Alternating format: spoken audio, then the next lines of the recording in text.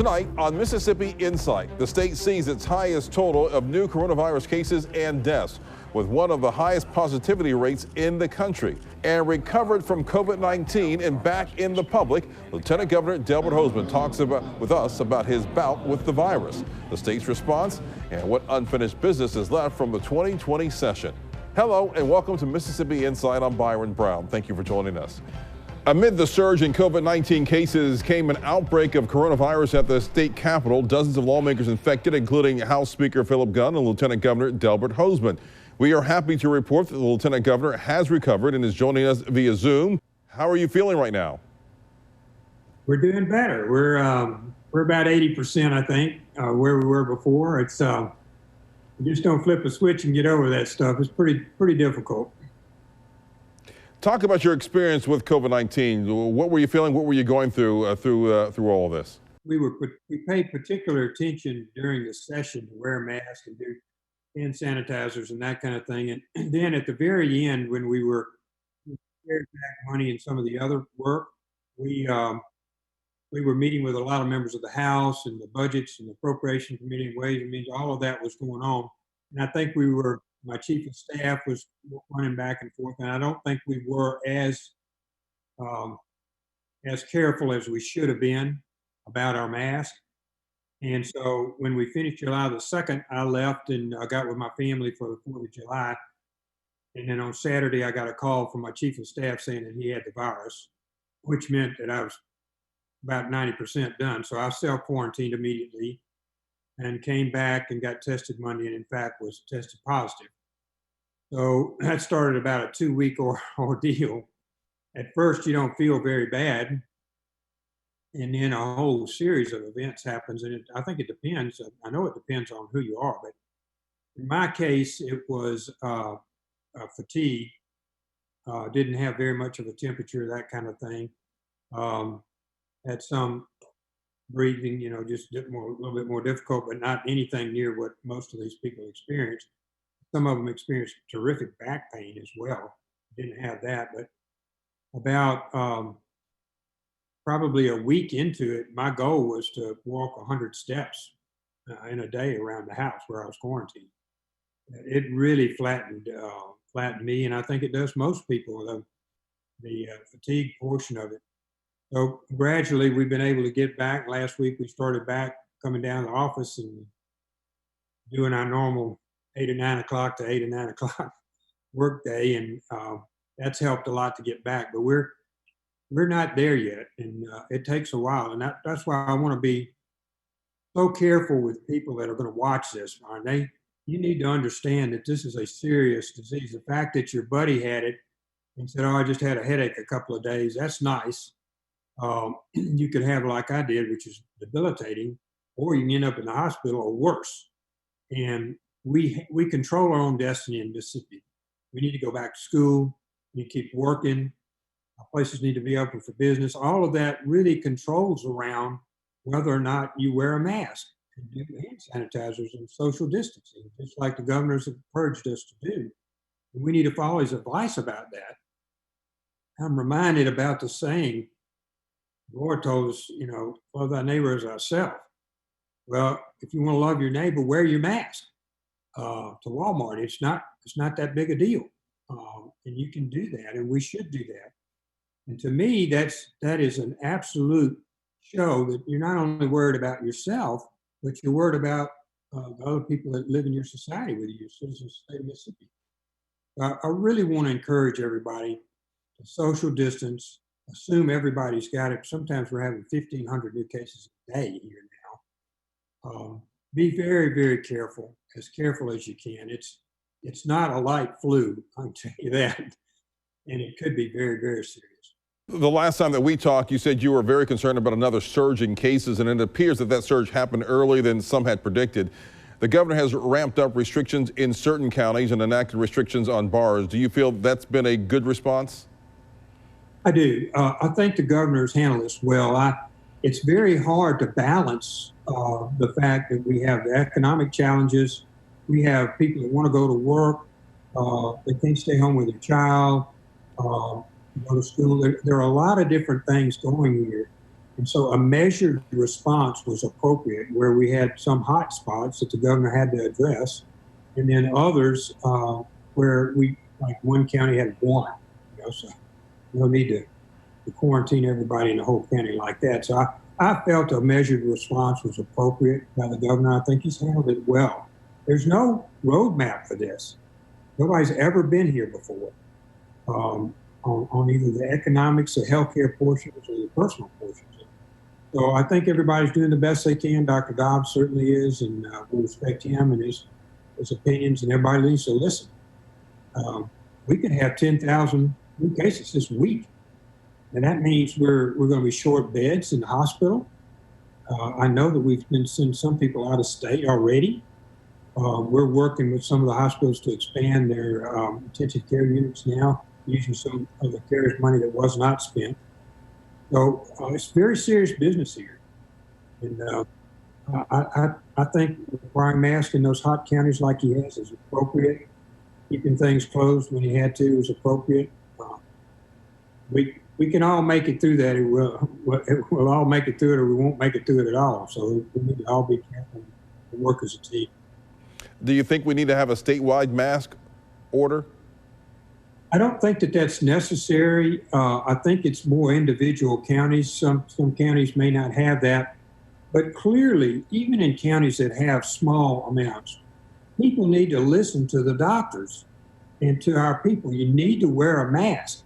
You need to assume, and I should have done better at it, even though you're under some high pressure situation at the last of a session or something, that doesn't mean you lower your guard. People ought to wear a mask everywhere. It's only good common sense. Now, whether that's ordered or whether it's because we care about our neighbor is two different things. And I don't know that it's necessary to order every county to do that, but every person ought to be doing it. Much more with Lieutenant Governor Delbert Hosemann when we come back.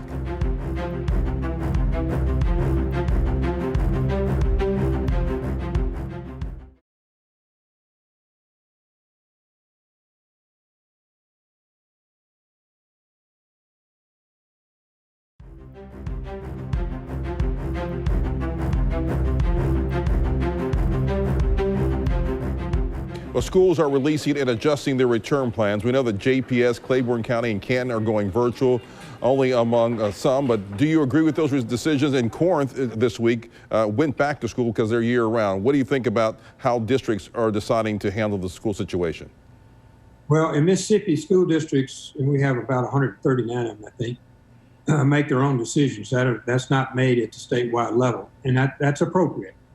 Corinth has a Cambridge system that they use is completely different from the others regarding testing and other things like that. Different ones have different opinions. But I will tell you mine, during when we were going through all the COVID, I did a lot of Zoom classes with schools. And I would Zoom in. I went to government classes, Spanish classes, math classes, all over the state.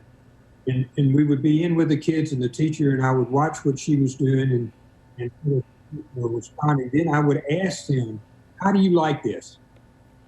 What do you think about this? And I would say clearly about 2/3 of them or more would say, we want to go back to school. Now, those ranged because of some social, they want to see their friends, that kind of thing. But some, like when I have a question, I could raise my hand, my teacher would come work with me right there. I'd say probably only 10 or 15% of the kids actually thought that distance learning was something they wanted to do full time. So when you go to balance that, Byron, I think we need to remember that distance learning is a necessity brought on by the pandemic, not a solution to education in Mississippi. Now, we spent, as part of the CARES money, I think $60 or $70 million sending broadband out to have kids be able to do this at home. That's a stopgap measure to me. At the end, our children need to be in school for a whole lot of reasons. Social, like I told you before, learning, like I told you before, home, so moms and dads can work. There's a whole bunch of reasons to be doing that. But this interim steps are what's being done, I think, by the schools when they determine it's in their best interest to have those. Teachers are worried about coming back and catching COVID. Our teachers may be over 50 years old or whatever, have other health issues. So they're worried about coming back. There's a lot of balancing going on. The end goal, though, needs to be to have our kids back in school. Now, whether that starts in Corinth this week and in Jackson in January, I can't tell you. I think each one of those has to make their own decision.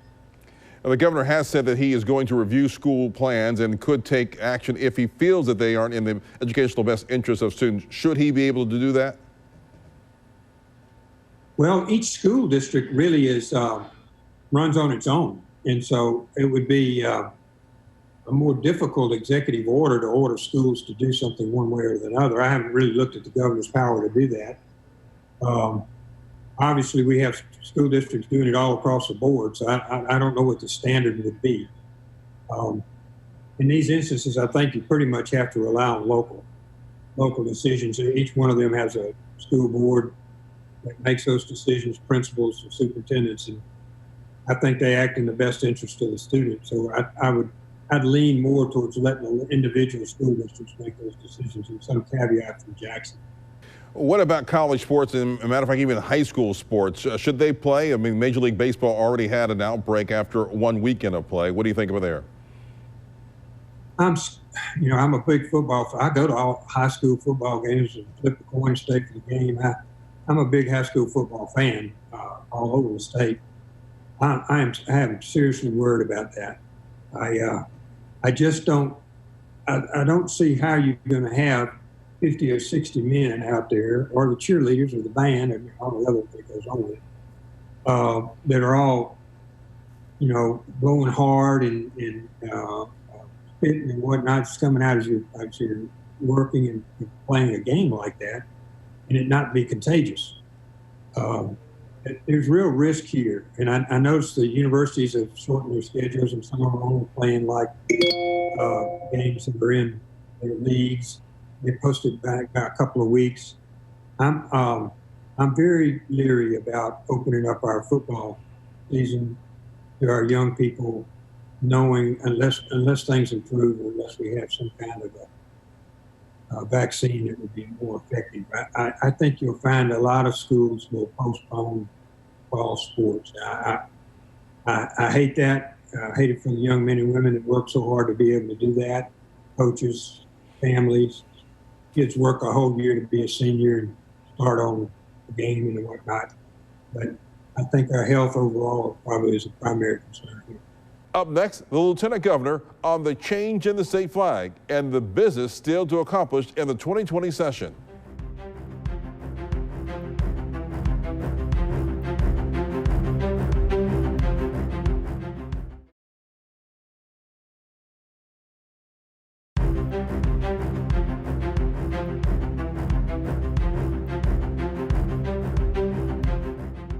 The big news out of the session was the changing of the state flag. Looking back on those weeks, are you surprised how quickly things came together?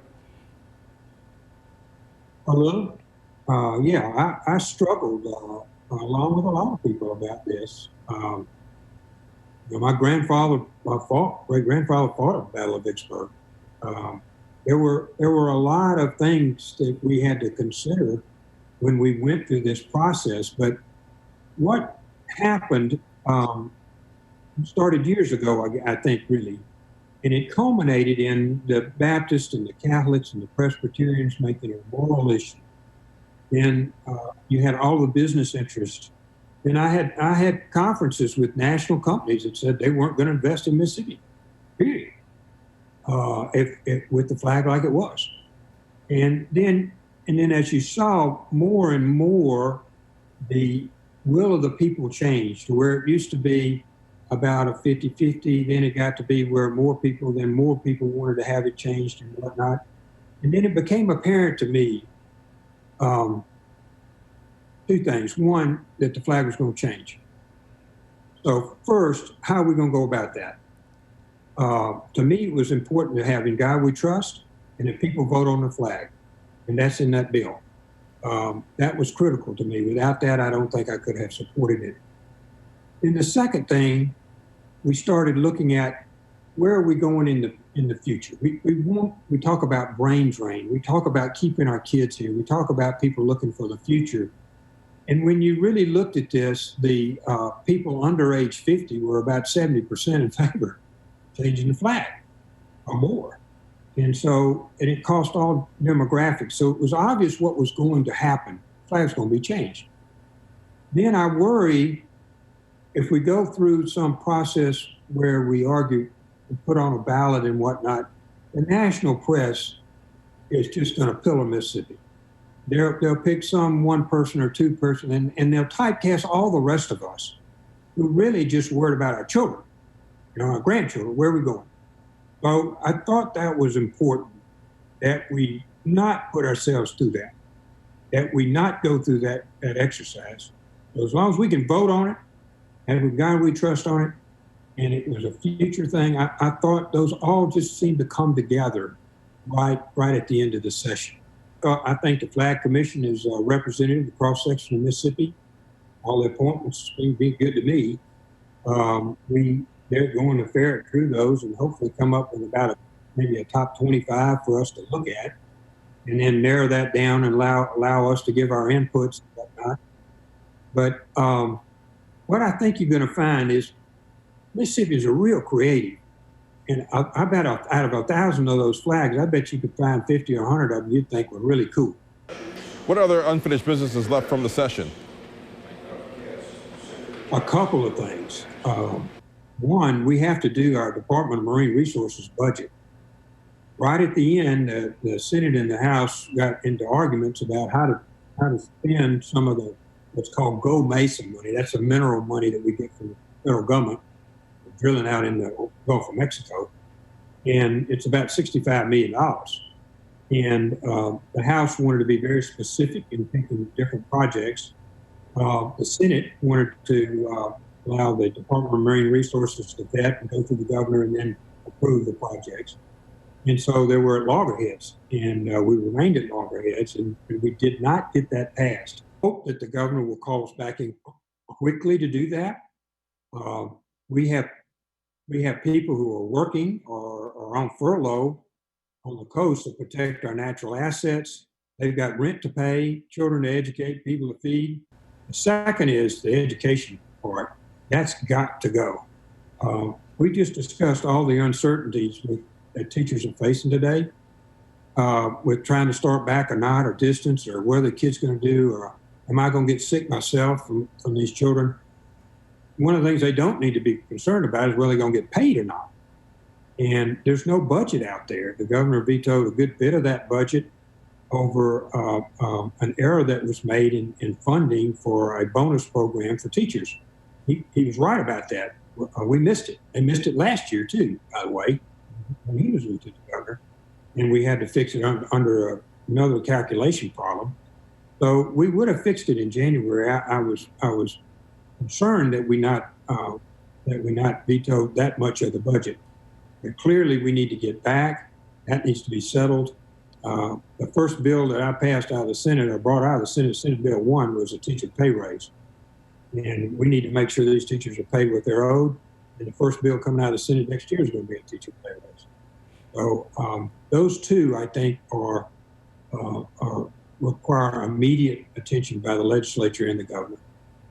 When you say get back, when would you like to get back? Are we talking about next month, by September? When would you hope that he will call you back? I'm here right now. If he calls tomorrow, we'll all show up. Lieutenant Governor Delbert Hosemann, it's good to see that you're back to health again and talking to us, and it's always a pleasure talking to you. Oh, it's good to be back. You don't know what you got until you miss it, I think. And I'm really excited to be back working, meeting with our senators. We're already planning for next year where we're going to go. We've got these two curative matters we need to do, but we're already talking about where we're going next year and the positive things we're going to do for next year. And I'm blessed and excited and maybe more appreciative that I have the opportunity to work. Well, Lieutenant Governor, thank you for joining us, and we'll be talking to you soon. Thank you very much. Y'all have a great day. All right, and we'll be right back.